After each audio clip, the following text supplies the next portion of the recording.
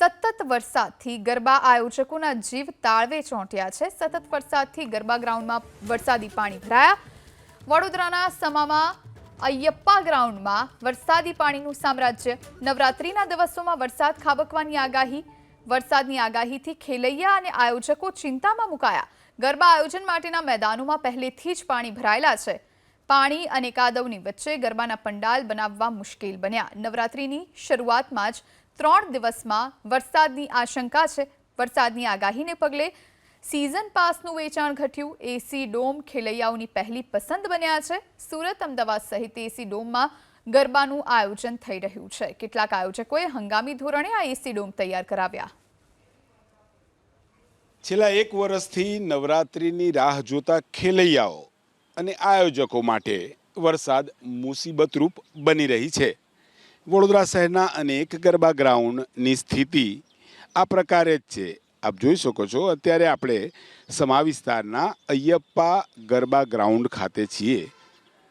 ચારે તરફ પાણી ભરાયેલા જોવા મળી રહ્યા છે। છેલ્લા 5 દિવસથી વડોદરાની અંદર વરસાદ પડી રહ્યો છે। આયોજકો પણ પાણી ભરાય, પાણી ઉલેચે છે, ત્યાં માટોળું નાખે છે, પરંતુ તેનો કોઈ ઉપાય જણાઈ રહ્યો નથી, કેમ કે ફરીથી રાત્રે અથવા સવારે વરસાદ પડતા સ્થિતિ બગડે છે। આપ ગ્રાઉન્ડના બીજી તરફ નજર કરશો તો અહીંયા તો તળાવ જેવું જ દેખાઈ રહ્યું છે। નહીં ફક્ત અયપ્પા ગરબા ગ્રાઉન્ડ, આ પ્રકારની સ્થિતિ નવલખી મેદાન ના વીએનએફ ગરબા, મહાશક્તિ ગરબા, યુનાઇટેડ વે ગરબા સહિત અનેક જગ્યાએ સતત પાણી ભરાય છે। જો કે પ્રયાસો જરૂર થઈ રહ્યા છે। પાણીના નિકાલ માટે નીક કરવામાં આવે છે, તો નવલખી ખાતે તો બોર કરવામાં આવ્યા છે। વિશ્વામિત્રીમાં પાણી જાય તેવી વ્યવસ્થા કરાઈ છે, પરંતુ ના કાપી કહી શકાય। જે વાવાઝોડું આવ્યું હતું, આપ જોઈ શકો છો કે અહીંયા તમામ બાંબુ ઉખડી ગયા હતા, પતરા પડી રહ્યા છે, આસપાસથી ઝાડ પણ પડ્યા।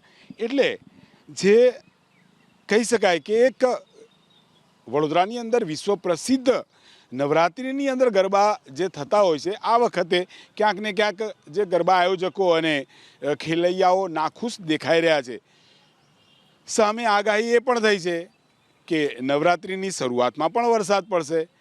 એટલે જે ખેલૈયાઓ છે, આયોજકો છે, સાથે આસપાસ જે સ્ટોલ લગાવે છે, નાનો મોટો ધંધો કરી લેતા હોય છે, 2 પૈસા કમાઈ લેતા હોય છે, તેમના માટે પણ મુસીબત। એટલે આ વર્ષની જે નવરાત્રિ કહી શકાય, વરસાદને લઈને ક્યાંક ને ક્યાંક ખેલૈયા અને આયોજકોને તકલીફમાં મૂકે તેવા એંધાણ દેખાઈ રહ્યા છે। પ્રયાસો જરૂર થઈ રહ્યા છે કે મા અંબાના ગરબા નવરાત્રિ સારી રીતે પૂરી પડે, ખેલૈયાઓને ગરબા ગાવા મળે, આયોજકોનું જે કામકાજ છે તે યોગ્ય રીતે થાય। પરંતુ કુદરતની સામે કોઈનું ચાલ્યું નથી।